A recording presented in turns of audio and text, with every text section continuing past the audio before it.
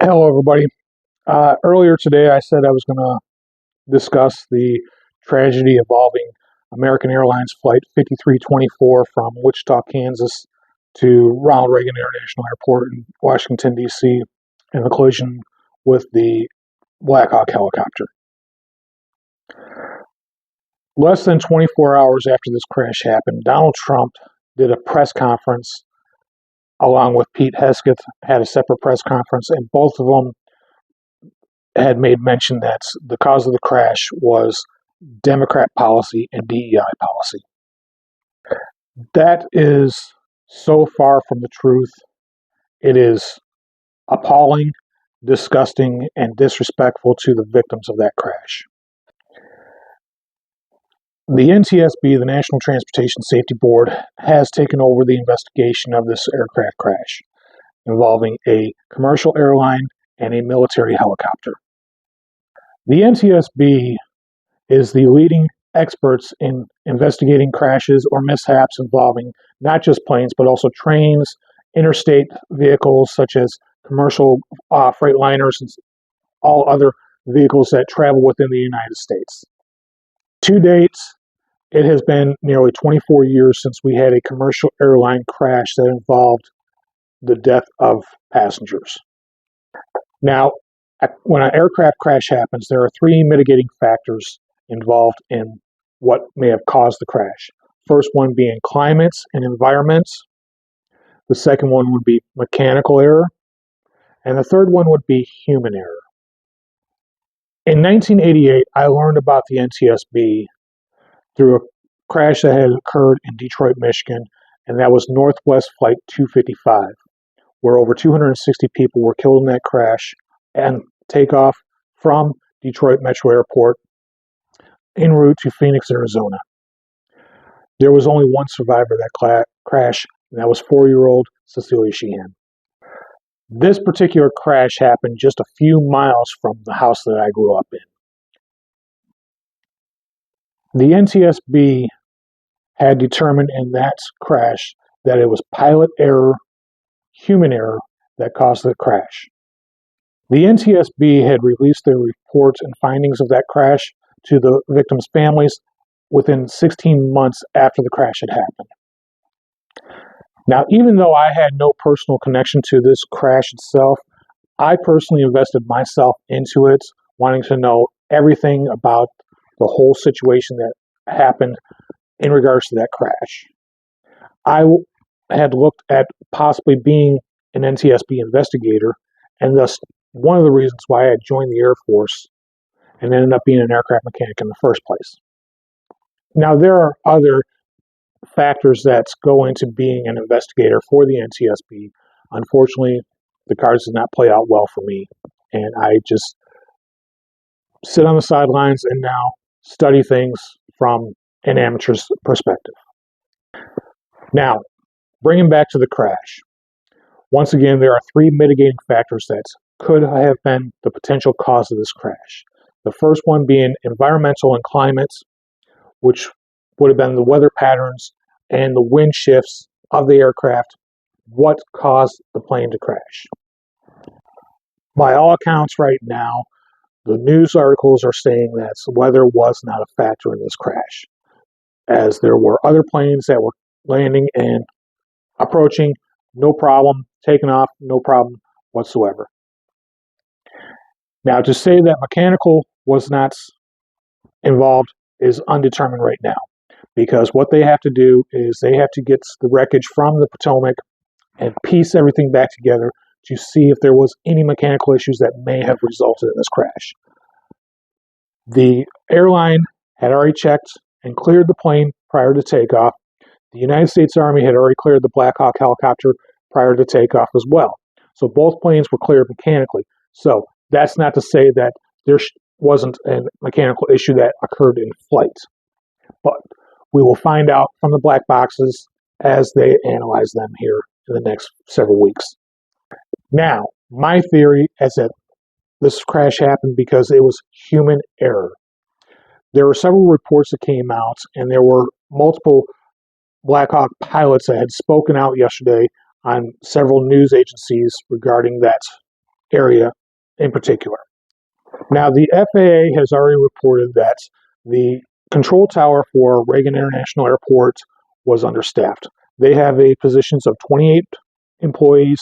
Right now, 24 people are filling those positions. The control tower employee that was working at the time of the crash was doing 2 towers at the same time. He was monitoring the commercial traffic and the military traffic in that area. Now, this is uncommon in most areas of commercial and military traffic. Here in Omaha, Nebraska, we have Offutt Air Force Base and Eppley Airfield, which are about 6 miles from each other, and Eppley Airfield controls the air traffic over the area and monitors the military air traffic as well. Now, the recordings from the air traffic control tower were already released yesterday, and you could hear the ATC operator giving the instructions to the pilots of the American Airlines flight and also to the Black Hawk helicopter. Now, as far as American Airlines is concerned, there was no issues whatsoever with regards to pilot error. According to what the ATC operator said, the American Airlines pilot was in fact following the proper instructions and the flight path on approach. Now, in regards to the Black Hawk helicopter, several Black Hawk helicopter pilots had indicated that there were only 3 people on board the Black Hawk helicopter, which was very uncommon for the Black Hawk helicopters, and especially in regards to this area of air traffic regarding visual sights of the helicopter at all times. Now, what happens is there's a pilot, co-pilot, and then 2 crew chiefs in the back, and each one has a 45-degree angle of view around the helicopter at all times. The pilot has from 12 o'clock to 9 o'clock. Co-pilot has from 12 o'clock to 3 o'clock, and then the back 2 split it up from 3 o'clock to 9 o'clock, making sure that all areas are got visual sight at all times. Now, with only 3 people on board the helicopter in this particular situation, the back half of the aircraft was not monitored completely. So that would be human error number 1, poor manning of the aircraft. Human error number 2 was that all indications indicate that the helicopter was flying at an altitude of 350 feet during the approach of the American Airlines aircraft. The max height permitted in that area for the Black Hawk helicopter, as indicated by the FAA, is 200 feet. So it appears that this helicopter was 150 feet above its authorized flight.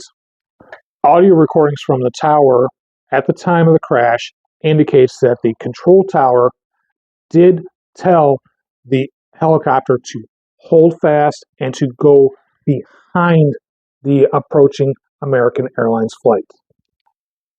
There is indications that the crash was quickly detected by the air traffic control tower, and it was heard that he had mentioned crash, crash, crash 3 times.